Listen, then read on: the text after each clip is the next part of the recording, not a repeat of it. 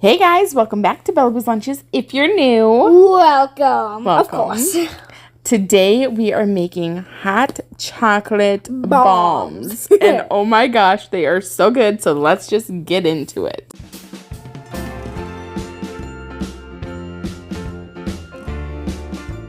Anyway, why did I do that? Okay, so to start, you're gonna need some little silicone molds. These are just round molds that once you put them together, they are gonna form a ball. I'll have them linked in my Amazon store if you're looking for them. They're not expensive at all. They're like less than 10 bucks. And go get them. You're gonna need 2 preferably, just so you can make more. But if you only bought, this came in a 2-pack actually. But if you only can buy 1, that's fine. You'll just be making 3 at a time instead of, we're gonna be making 6 at a time. But we need to make a lot of these. So to start, you're going to throw in to a double boiler. We're just gonna do ours in the microwave, some chocolate. Now I'm just gonna use this chocolate, these like wafers that you can get at Walmart or I don't know, like Target probably has them. You can buy them all different colors. I kind of wish I would have bought orange, but I didn't. I bought brown, which is fine just because it's Halloween. So I wish I would have done it like a pumpkin or something cute. But anyways, let's go and melt these. I'm going to put them into my microwave and melt them at 50% power for about 15 seconds at a time, continually stirring them every 15 seconds and then putting them back in. So it will take me a couple minutes. I'll be right back. Okay, so here is my chocolate, all nice and melted, as you can maybe kind of tell. Anyway, we're going to put a little bit into each of my little bottoms here. You want to make sure you have enough that it's going to go up the sides. And you also want to make sure that it's thick enough that it's not going to break as easily when you go to unmold it. And I'll show you a trick that I do after this too.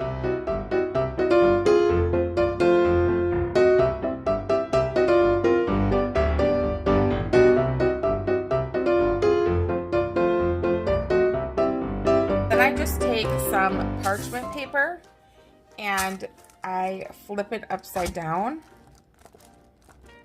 and kind of pinch the bottoms so that the chocolate will, any excess that's pulled on the bottom will kind of fall out.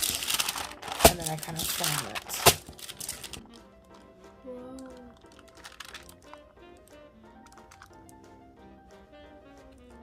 So now I look at each one of my little circles and I make sure that it is super coated. So I can already see on this guy and this guy that I need to touch them up a little bit. Otherwise, when I go to put in my hot chocolate, it's going to leak. Yeah, it'll leak out. We don't want no leakage. I feel like that's one for liquid. Yeah. So there you go. Now I'm going to go and throw these into my freezer and just let them set. It only takes a couple minutes. I just popped these out of my freezer and we're going to see if they can come out and play.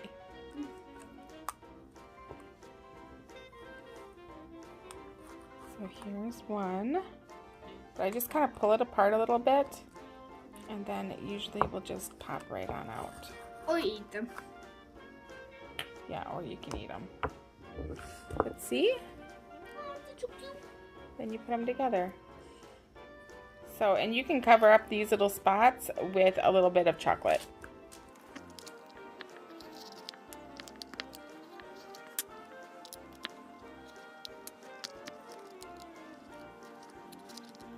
Okay, so now we have the fun part. What I do is I take a scoop of cocoa and I just put it right into the bottom. I really don't measure it. Honestly, with the chocolate on the outside, it kind of makes it especially chocolatey on the inside. And then I just fill it up with whatever marshmallows I have. I bought these Lucky Charms ones, but they're kind of big, and so I just chopped them up into thirds or fourths so that I can fit a bunch of them in there, and a lot of them will, you know, go up to the top. And I do have some sprinkles that I thought would be really fun to throw inside of there, but sprinkles sink, so we don't even waste our time adding sprinkles to the center. This is it. This is all you gotta do. And then you take your lid and you put it on top. Now, preferably working with really cool hands because my hands are starting to melt the chocolate, so you wanna move kind of quick. Then I just got some chocolate in a Ziploc baggie, just melted chocolate, and I'm gonna go around the outside of my little thing. What is it? My little ball. So this is how I found it's easiest. Go around the outside. You don't want this chocolate to be super melty because it will melt your ball if you're not careful. Okay, that's it for that, okay? So now we're done. Now, if you can see this, just me holding it for that short period of time, I melted a little hole in the top just from the heat of my finger. So we are going to cover that up, easy peasy, lemon squeezy. And just do a little design like a donut. Yeah, just do a little zigzag, make sure to cover that up. And then now is when we can introduce these fun sprinkles. Yeah, and nobody will even know that you're trying to cover up your melty print. Yeah. And they look so decorative. I was gonna say you should cute? put one pumpkin in the center. Yeah, I could have. But there you go. That's what it looks like when it's done. We'll drop one into the hot milk, and I'll show you what it looks like when it's all melting and making your hot chocolate. I wanted to try to record it one other direction or one other way just to see if this way's any easier. And that is putting the chocolate on the actual outside of the circle. Which I think this should work, but we'll see which way's easier.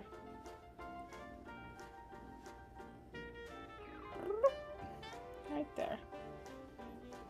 Okay, let's see if we can just pop this bad boy on the top then. And that way it seems to work just as good too. So whichever way you are most comfortable with, I might have to go along the outside of this one again just to make sure I sealed in all of the, I don't know if there's any holes in it maybe. And then just do a few little strings of chocolate on it. And then do a couple sprinkles on top. And there you go. We are all done. I'm just going to keep hammering them out, and I'm going to make 20 of them. I'll show them to you when I'm done. Okay, so here is one little batch of them done. Don't they look so fun and festive?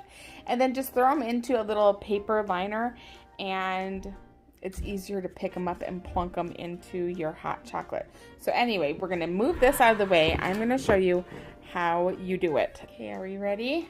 Yeah. Pour in your hot milk.